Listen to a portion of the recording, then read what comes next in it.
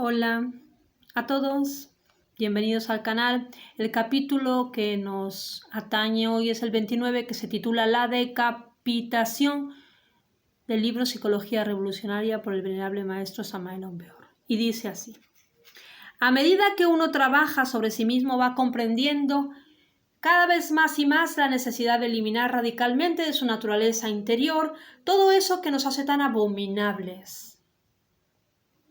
Las peores circunstancias de la vida, las circunstancias más críticas, los hechos más difíciles resultan siempre maravillosos para el autodescubrimiento íntimo. En esos momentos insospechados, críticos, afloran siempre y cuando menos lo pensamos los yoes más secretos. Si estamos alerta, incuestionablemente nos descubrimos. Las épocas más tranquilas de la vida son precisamente las menos favorables para el trabajo sobre sí mismo. Existen momentos de la vida demasiado complicados, en que uno tiene marcada tendencia a identificarse fácilmente con los sucesos y a olvidarse completamente de sí mismo. En esos instantes hace uno tonterías que a nada conducen. Si se estuviese alerta, si en esos mismos momentos, en vez de perder la cabeza, se acordase de sí mismo, descubriría con asombro ciertos yoes de los cuales jamás tuvo ni la más mínima sospecha de su posible existencia. El sentido de la autoobservación íntima se encuentra atrofiado en todo ser humano. Trabajando seriamente, autoobservándose de momento en momento, tal sentido se desarrollará en forma progresiva. A medida que el sentido de la autoobservación prosiga su desarrollo mediante el uso continuo, nos iremos haciendo cada vez más capaces de percibir en forma directa aquellos yoes sobre los cuales jamás tuvimos dato alguno relacionado con su existencia. Ante el sentido de autoobservación íntima, cada uno de esos yoes que en nuestro interior habitan asumen realmente esta o aquella figura secretamente afín con el defecto personificado por la misma. Indubitablemente, la imagen de cada uno de esos yoes tiene cierto sabor psicológico inconfundible, mediante el cual aprendemos, capturamos, atrapamos instintivamente su naturaleza íntima y el defecto que le caracteriza. En principio, el esoterista no sabe por dónde empezar. Siente la necesidad de trabajar sobre sí mismo, pero se halla completamente desorientado. Aprovechando los momentos críticos, las situaciones más desagradables, los instantes más adversos, si estamos alerta descubriremos nuestros defectos sobresalientes, los yoes que debemos desintegrar urgentemente. A veces puede empezarse por la ira o por el amor propio o por el desdichado segundo de lujuria, etc. Es necesario tomar nota, sobre todo en nuestros estados psicológicos diarios, si es que de verdad queremos un cambio definitivo. Antes de acostarnos conviene que examinemos los hechos ocurridos en el día. Las situaciones embarazosas, la carcajada estruendosa de Aristófanes y la sonrisa sutil de Sócrates. Puede que hayamos herido a alguien con una carcajada. Puede que hayamos enfermado a alguien con una sonrisa, con una mirada fuera de lugar. Recordemos que en el esoterismo puro, bueno es todo lo que está en su lugar y malo es todo lo que está fuera de lugar. El agua en su lugar es buena, pero si ésta inundara la casa estaría fuera de lugar, causaría daño, sería mala y perjudicial. El fuego en la cocina y dentro de su lugar, además de ser útil, es bueno. Fuera de su lugar, quemando los muebles de la casa, sería malo y perjudicial. Cualquier virtud, por santa que sea, en su lugar es buena, fuera de su lugar es mala y perjudicial. Con las virtudes podemos dañar a otros. Es indispensable colocar las virtudes en su lugar correspondiente. ¿Qué diríais de un sacerdote que estuviese predicando la palabra del Señor dentro de un prostíbulo? ¿Qué diríais de un varón manso y tolerante que estuviese bendiciendo a una cuadrilla de asaltantes que intentasen violarle la mujer y a las hijas? ¿Qué diríais de esta clase de tolerancia llevada al exceso? ¿Qué diríais sobre la actitud caritativa de un hombre que en vez de llevar comida a su casa, repartiese el dinero entre los mendicantes del vicio? ¿Qué opinaríais sobre el hombre servicial que en un instante dado prestase un puñal a un asesino? Recordad, querido lector, que entre las cadencias del verso también se esconde el delito. Hay mucha virtud en los malvados y hay mucha maldad en los virtuosos. Aunque parezca increíble, dentro del mismo perfume de la plegaria también se esconde el delito. El delito se disfraza de santo, usa las mejores virtudes, se presenta como mártir y hasta oficia en los templos sagrados. A medida que el sentido de la autoobservación íntima se desarrolla en nosotros mediante el uso continuo, podremos ir viendo todos esos choes que sirven de fundamento básico a nuestro temperamento individual, ya sea este último sanguíneo o nervioso, flemático o bilioso.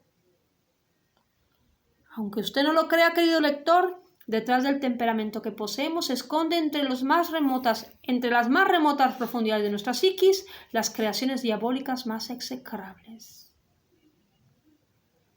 Ver tales creaciones, observar esas monstruosidades del infierno dentro de las cuales se halla embotellada nuestra mismísima conciencia, se hace posible con el desarrollo siempre progresivo del sentido de la autoobservación íntima.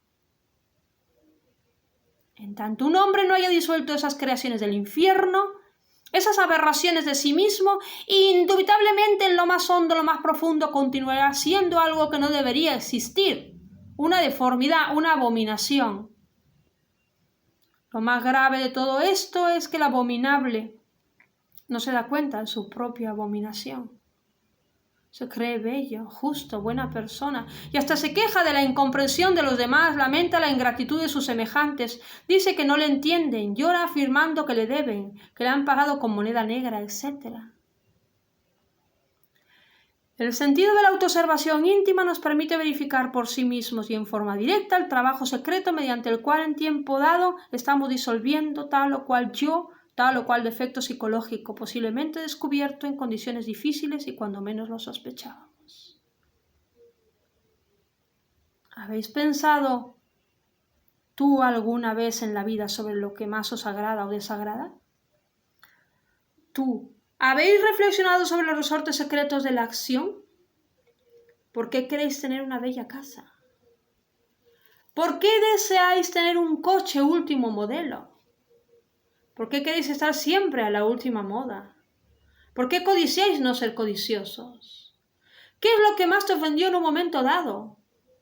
¿Qué es lo que más os halagó ayer? ¿Por qué os sentisteis superior a fulano o a fulana de tal en determinado instante? ¿A qué hora te sentisteis superior a alguien? ¿Por qué te engreísteis al relatar tus triunfos? ¿No pudiste callar cuando murmuraban de otra persona conocida? ¿Recibisteis la copa de licor por cortesía? ¿Aceptaste fumar tal vez no teniendo el vicio, posiblemente por el concepto de educación o de hombría? ¿Estás tú seguro de haber sido sincero en aquella conversación? Y cuando te justificas a ti mismo, y cuando te alabas, y cuando cuentas tus triunfos, y los relatas repitiendo lo que antes dijiste a los demás, ¿comprendiste que eras vanidoso? El sentido de la autoobservación íntima, además de permitirte ver claramente al yo que estáis disolviendo, te permitirá también ver los resultados patéticos y definidos de tu trabajo interior. En principio, esas creaciones del infierno, esas aberraciones psíquicas que desgraciadamente te caracterizan, son más feas y monstruosas que las bestias más horrendas que existen en el fondo de los mares o en las selvas más profundas de la tierra. Conforme avancéis en vuestro trabajo, podéis evidenciar mediante el sentido de la autoobservación interior el hecho sobresaliente de que aquellas abominaciones van perdiendo volumen, se van empequeñeciendo. Resulta interesante saber que tales bestialidades Conforme decrecen en tamaño, conforme pierden volumen y se empequeñecen, ganan en belleza, asumen lentamente la figura infantil. Por último se desintegran, se convierten en polvareda cósmica. Entonces la esencia enfrascada se libera, se emancipa, despierta. Indubitablemente la mente no puede alterar fundamentalmente ningún defecto psicológico. Obviamente el entendimiento puede darse el lujo de rotular un defecto con tal o cual nombre, de justificarlo, de pasarlo de un nivel a otro, etc. Mas no podría por sí mismo aniquilarlo, desintegrarlo. Necesitamos urgentemente de un poder flamígero superior a la mente, de un poder que sea capaz por sí mismo de reducir a tal o cual defecto psicológico a mera polvareda cósmica. Afortunadamente existe en nosotros ese poder serpentino, ese fuego maravilloso que los viejos alquimistas medievales bautizaron con el nombre misterioso de Stella Maris, la Virgen del Mar, el Zoe de la ciencia de Hermes, la Tonaxin del México azteca, esa derivación de nuestro propio ser íntimo, Dios Madre en nuestro interior, simbolizado siempre con la serpiente sagrada de los grandes misterios. Si después de haber observado y comprendido profundamente tal o cual defecto psicológico, tal o cual yo suplicamos a nuestra Madre cósmica particular, pues cada una de nos tiene la suya propia, desintegre, reduzca polvareda cósmica este o aquel defecto, aquel yo motivo de nuestro trabajo interior, podéis estar seguros de que el mismo perderá volumen y lentamente se irá pulverizando. Todo esto implica naturalmente sucesivos trabajos de fondo, siempre continuos. Ningún yo puede ser desintegrado jamás instantáneamente. El sentido de autoobservación íntima podrá ver el avance progresivo del trabajo relacionado con la abominación que nos interese verdaderamente desintegrar. Stella Maris, aunque parezca increíble, es la asignatura astral de la potencia sexual humana. Obviamente Stella Maris tiene el poder efectivo para desintegrar las aberraciones que en nuestro interior psicológico cargamos. La decapitación de Juan Bautista es algo que nos invita a la reflexión. No sería posible ningún cambio psicológico radical si antes no pasáramos por la decapitación.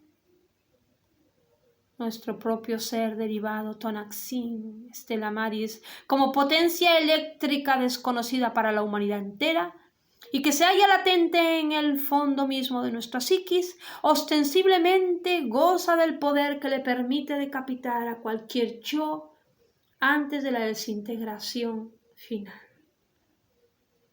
Stella Maris es ese fuego filosofal que se encuentra latente en toda materia orgánica e inorgánica. Los impulsos psicológicos pueden provocar la acción intensiva de tal fuego y entonces la decapitación se hace posible. Algunos yoes suelen ser decapitados al comienzo del trabajo psicológico, otros en el medio y los últimos al final. Stella Maris como potencia ígnea sexual tiene conciencia plena del trabajo a realizar y realiza la decapitación en el momento oportuno, en el instante adecuado. En tanto no se haya producido la desintegración de todas esas abominaciones psicológicas, de todas esas lascivias, de todas esas maldiciones, robo, envidia, adulterio secreto o manifiesto, ambición de dinero o de poderes psíquicos, etc., aun cuando nos creamos personas honorables, cumplidoras de la palabra, sinceras, corteses, caritativas, hermosas en el interior, etc., obviamente no pasaremos de ser más que sepulcros blanqueados, hermosos por fuera, mas por dentro, llenos de asqueante podredumbre. La erudición libresca, la pseudosapiencia, la información completa sobre las Sagradas Escrituras ya sean estas de Oriente o de Occidente, del norte o del sur, el pseudo-ocultismo, el pseudo-esoterismo, la absoluta seguridad de estar bien documentados, el sectarismo intransigente con pleno convencimiento, etc., de nada sirve, porque en realidad solo existe en el fondo eso que ignoramos: creaciones del infierno, maldiciones, monstruosidades que se esconden tras la cara bonita, tras el rostro venerable, bajo el ropaje santísimo del líder sagrado, etc. Tenemos que ser sinceros consigo mismos, preguntarnos qué es lo que queremos, si hemos venido a la enseñanza gnóstica por mera curiosidad, si de verdad no es pasar por la decapitación lo que estamos deseando. Entonces nos estamos engañando a sí mismos, estamos defendiendo nuestra propia podredumbre, estamos procediendo hipócritamente. En las escuelas más venerables de la sapiencia esotérica y del ocultismo existen muchos equivocados sinceros que de verdad quieren autorrealizarse, pero que no están dedicados a la desintegración de sus abominables interiores. Son muchas las gentes que suponen que mediante las buenas intenciones es posible llegar a la santificación. Obviamente, en tanto no se trabaje con intensidad sobre esos yoes que en nuestro interior cargamos, ellos continuarán existiendo bajo el fondo de la mirada piadosa y de la buena conducta. Ha llegado la hora de saber que somos unos malvados disfrazados con la túnica de la santidad, ovejas con piel de lobo, caníbales vestidos con traje de caballero, verdugos escondidos tras el signo sagrado de la cruz, etc. Por muy majestuosos que aparezcamos dentro de nuestros templos o dentro de nuestras aulas de luz y de armonía, por muy serenos y dulces que nos vean nuestros semejantes, por muy reverendos y humildes que parezcamos, en el fondo de nuestra psiquis continúan existiendo todas las abominaciones del infierno y todas las monstruosidades de las guerras. En psicología revolucionaria se nos hace evidente la necesidad de una transformación radical. Y esta solo es posible declarándonos a sí mismos una guerra a muerte despiadada y cruel. Ciertamente nosotros todos no valemos nada. Somos cada uno de nosotros la desgracia de la tierra, lo execrable. Afortunadamente Juan Bautista nos enseñó el camino secreto: morir en sí mismos mediante la decapitación psicológica. Hasta aquí pues el capítulo 29 del libro Psicología Revolucionaria.